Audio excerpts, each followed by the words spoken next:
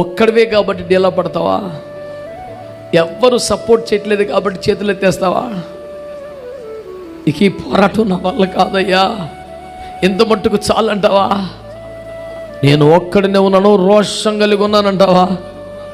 దేవుడు రెప్పపాట్లో దగ్గరికి వచ్చేస్తాడు. హల్లెలూయా. ఆయన రాకముందు ఏలియా ఒక రాణి గారి వల్ల పారిపోతున్న సమయం, ఆయన వచ్చిన తర్వాత ఏలియా మరొక రాజును అభిషేకించిన పరిస్థితి, మరొక ప్రవక్తను అభిషేకించిన పరిస్థితి. కథం మొత్తం మారిపోతే సురక్తమే జయ.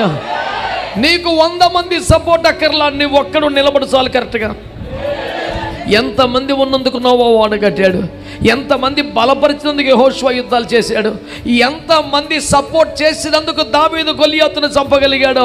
నేను చెప్తున్నాను, దైవజనుడు ఎప్పుడు ఒంటరి వాడే, దైవజనుడు ఎప్పుడు ఒక్కడే. అతను ఒంటరిగా నిలబడుతున్న సమయాలలో దేవుడు అతని ప్రక్కన ఉంటాడు. ప్రభువు నా ప్రక్క నిలిచెను గనుక నేను సింహపు నుండి తప్పించబడితిని. పౌలు గారితో మాట్లాడుతూ 2 కొరింథీ 12లో ప్రభు అన్న మాట గుర్తు చేసుకుందామా? ఏమన్నారు ప్రభువారు? బలహీనతలో నా కృప పరిపూర్ణమగుచున్నది అన్నారు. ఊరికే చిన్నపిల్లలకి అర్థం కావడం కోసం చెప్తాను. నేను ఒక మోస్తరు సేవకుడిని, ఏదో తిప్పలు పడుతున్నాను. నాకు 10 రూపాయలు కురపించాడు, 10 రూపాయలు కురపించాడు. అకస్మాత్తుగా అందరూ నన్ను విడిచిపెట్టేశారు, నన్ను ఒంటరివానిగా చేశారు. ఆరోగ్యం కూడా వదిలి వెళ్ళిపోయింది, ఐశ్వర్యం వదిలి వెళ్ళిపోయింది, అత్యంత బలహీనమైపోయాను. అయ్యో పాపం అని దేవుడు జాలిపడి ఈసారి ఏకంగా 100 రూపాయలు కురపించాడు.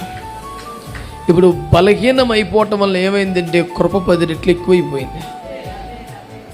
కుటుంబ సభ్యులు కానీ, సంఘం కానీ, సమాజం కానీ నిన్ను ఒంటరి చేసి బలహీనపరచాలని చూస్తుందా? చూడండి, ఆ కథ చైనీ యేసు రక్తం ఏం చేయం? 10 రూపాయలు 100 రూపాయలు కృప అయిపోద్ది, యేసు రక్తం ఏం చేయం? బలహీనతలో కృప పరిపూర్ణమగుచున్నదే. దేవునికి స్తోత్రం కలుగునుగా. హల్లెలూయా, హల్లెలూయా. బాగుగా యుద్ధము చెయ్యగలిగిన గడియలో కంటే చివరి గడిలో ఎక్కువ మందిని చంపేసిన సాక్ష్యం మర్చిపోయామా? మంచి బల్ల మీద ఉండి కొట్లాడినప్పుడు సంహరించిన శత్రువుల కంటే చివరి గడియలో చంపిన శత్రువులు ఎక్కువయ్యారన్న సంగతి మర్చిపోయామా?